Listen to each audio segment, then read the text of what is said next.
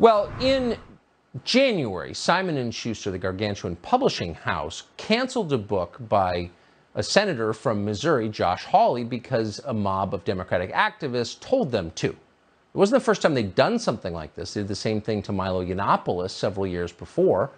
They neglected to take a second book from best-selling author Candace Owens because they didn't like her politics. Simon & Schuster did that. It's all in a new book that I have just written, coming out in August, published by Simon & Schuster, which you might want to check out.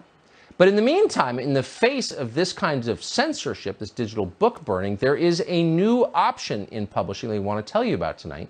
It's called All Seasons Press. Louise Burke is the co-founder. She used to work at Simon & Schuster and the publisher. Kate Hartson is the co-founder and editor-in-chief. Together, they will offer this option to the country. Louise and Kate, congratulations. Thank you for coming on tonight. We appreciate it. Thank you, Tucker. I'm going to start with you, Louise. Why does the country need this? We created All Seasons Press to prevent the silencing of opposing thoughts. We are fed up with this administration, the media, and big tech telling us what to think and how to think, and at the same time indoctrinating our children in school. They are attacking our language and our basic right of free speech, and they're coming for everyone. Well, I think you're absolutely right about that. So, Kate, how will All Seasons Press be different from, say, a Simon & Schuster imprint? Well, as Louise said, I mean, we are here for all points of view. We support the conservative message, and they're trying to silence that message. We feel there's a real void now that because publishers, although they're publishing some conservative books, they're only publishing those that they feel don't approach subjects that are considered taboo. And That's right. So there's all of this selection going on. And, you know, we're here to support the senators, the great thinkers, pundits, voices who we've published before, who are now being ignored. They're being canceled, they're being censored. And so we felt that there's really room for us and a void to be filled. Well, there certainly is a void. I mean, Louise, you spent many, many years in publishing.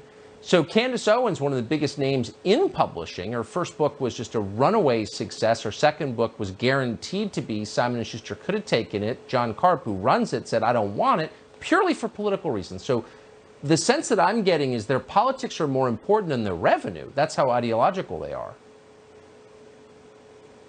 Well, I also think that the people who work at the publishing houses are trying to dictate what the publishing houses do. It's a business, first and foremost, and the woke books that they would like to publish are funded by some of these bigger books that we're talking about. So there's a little education to be done there. Wait, so you're saying that when they publish a conservative book that people actually read, it pays for the little boutique crazy projects that the lunatics who work there would like to see in print? I would say that the smaller books absolutely are funded by the bigger books, and you don't have to buy the book, you don't have to read the book. It's America. You can choose not to. But are we not to publish the voices, for instance, of politicians who are only in sound bites? They should have the long form. They should have the right to do so. Yeah, I think you're exactly right. The Times reported today that... I'm sorry. Go ahead, Kate. So the Times reported today that there some publishing executives are saying that it would be morally unacceptable to publish books by Trump administration officials. Yeah. And we find a statement like that is crazy and completely unacceptable to us. And we're proudly, in our first list, we're proudly publishing two high-level Trump administration officials, Mark Meadows and Peter Navarro. Yeah, well, good for you. And shame on them for abandoning the long-standing commitment that American publishing had to freedom of speech. They've given it up completely, and it's disgusting. Louise and Kate, congrats. I appreciate it.